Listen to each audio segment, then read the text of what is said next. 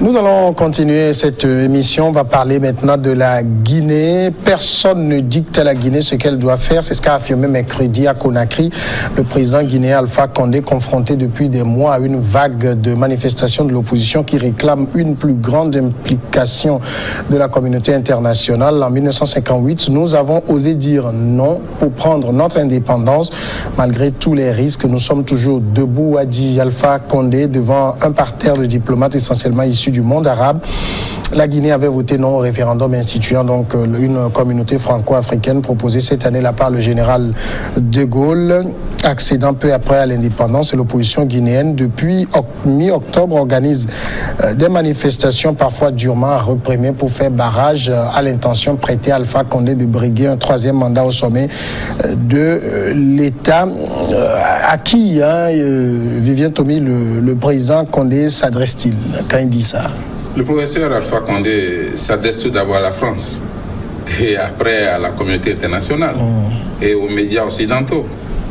Et vous savez que la Guinée a cette particularité de ne pas cacher les mots, de ne pas dire autre chose que ce qu'elle pense. Et le président Alpha Condé a déjà châtié des journalistes châtié avec le mot, des journalistes occidentaux, et il les a bien lavés. Je crois que c'est une vidéo qui avait circulé en temps sur les réseaux sociaux où il dit, mais écoutez, ne venez pas ici pour me faire la leçon, ne venez pas pour aller raconter autre chose, racontez ce que vous avez vu, ne venez pas avec des idées préconçues, nous ne sommes pas des sauvages en Afrique, nous ne sommes pas dans la brousse, nous avons la brousse avec nous. Mais ne sont pas dans la brousse, nous ne sommes pas de la brousse. Alors, le ministre français de la coopération, Yves Le Drian, avait fait une sortie à l'Assemblée pour dire que la situation en Guinée préoccupait beaucoup la communauté internationale et particulièrement la France. Et que la France serait en train de suivre de près tout ce qui se passe dans le pays. Alors, M. Condé a attendu lors d'une inauguration d'une agence pour répondre, pour dire nous n'avons pas de leçons à recevoir de qui que ce soit. La Guinée ne s'attend pas à ce qu'on lui dicte les démarches à suivre. Et comme en 1958, nous disons toujours, nous sommes nous-mêmes. Bon, nous sommes nous-mêmes, on sait ce que ça a coûté, effectivement, à la Guinée, après la proposition de De Gaulle d'aller pas à pas. La Guinée a dit, nous voulons l'indépendance ici et maintenant. Et ça a fait traîner un peu le développement de la Guinée, mais en même temps aussi, ça a donné une leçon aux Guinéens qui savent voler de leurs propres ailes, plus que beaucoup de pays africains qui attendent toujours que l'Europe ou que les coopérants, les Occidentaux, leur viennent en aide. Aujourd'hui, il y a aussi un danger dans les propos de M. Condé. Nous ne vivons pas dans un monde en vase clos où on peut se permettre de faire n'importe quoi aussi. Alors, si la France a eu à intervenir pour parler de votre pays, c'est parce que la France, qui a un service de renseignement très compétent, a eu certaines informations et qui, effectivement, la préoccupent. Et ce qu'on peut craindre aussi, c'est que souvent, quand des dirigeants africains tiennent la tête aux Occidentaux, des fois, leurs oppositions deviennent très fortes et des rébellions aussi naissent. Mais j'espère que tout va se jouer diplomatiquement et que la France va peut-être revoir sa copie sur la Guinée pour ne pas sévir comme au temps des Focals. Moi, je me rappelle dans le cas du Congo-Brazza, lorsque le président Denis Sassou Nguesso avait voulu modifier la Constitution, c'est Hollande qui a parlé. À l'époque, il a dit il a le droit de consulter son peuple. Mais pourquoi il s'agit de la Guinée et puis le ton semble changer? C'est la même France. Oui, mais c'est là où je suis fondamentalement d'accord avec le professeur Alpha Condé lorsqu'il disait que personne n'a le droit de dicter à la Guinée ce qu'elle doit faire. À la Guinée, ce qu'elle doit faire. Je suis parfaitement d'accord parce que aujourd'hui les données ont changé. Il y a plus ce rapport de colonisé-colonisateur. Et nous sommes indépendants, on le prend tel et on doit évoluer conformément aux tests qui font de nos nations des États indépendants, même si on sait que la réalité elle est un peu autre.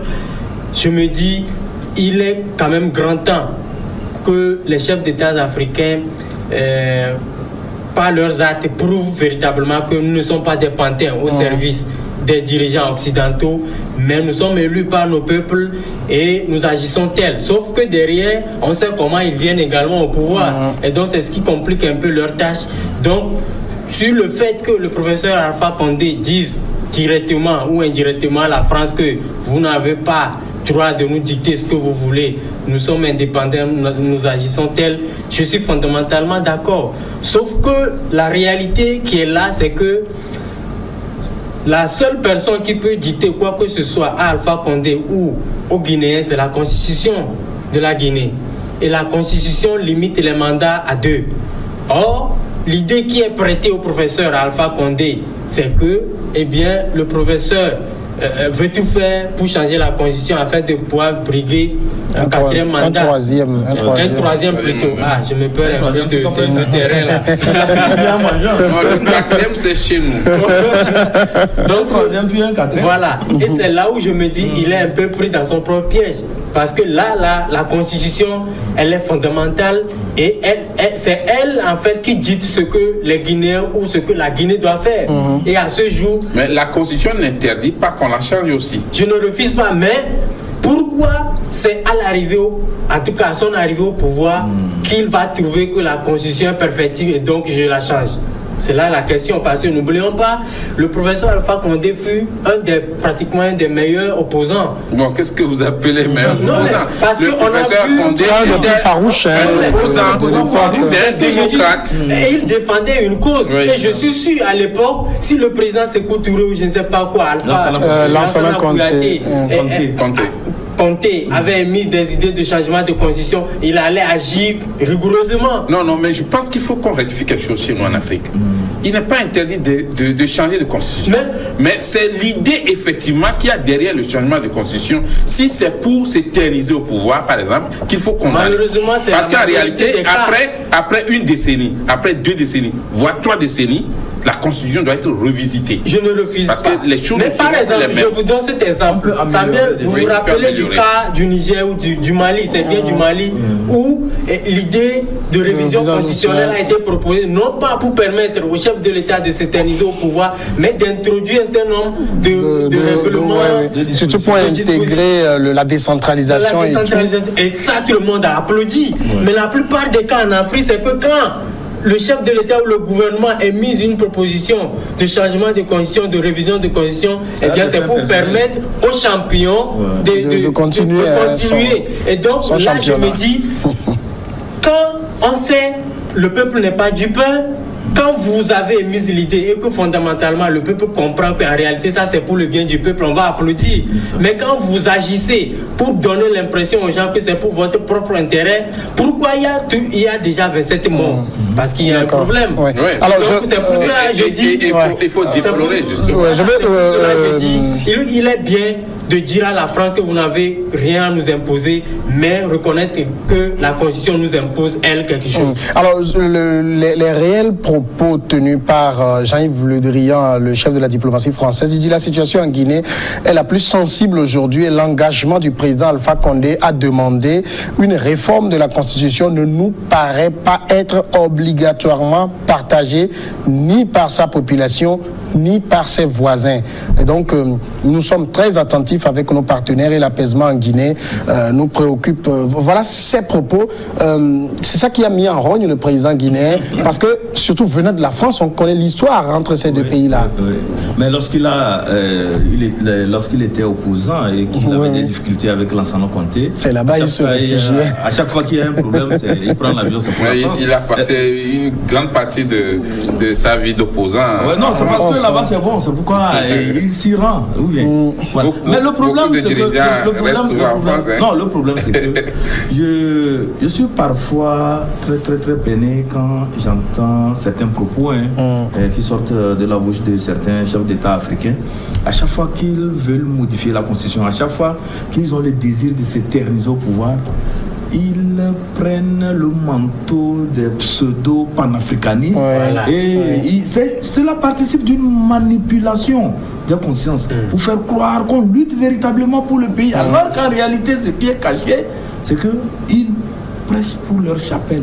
Ils veulent s'éterniser au pouvoir, piller. Et ce qui est encore écœurant, c'est que la gestion du pouvoir, la gestion même du pays n'est pas faite de façon orthodoxe.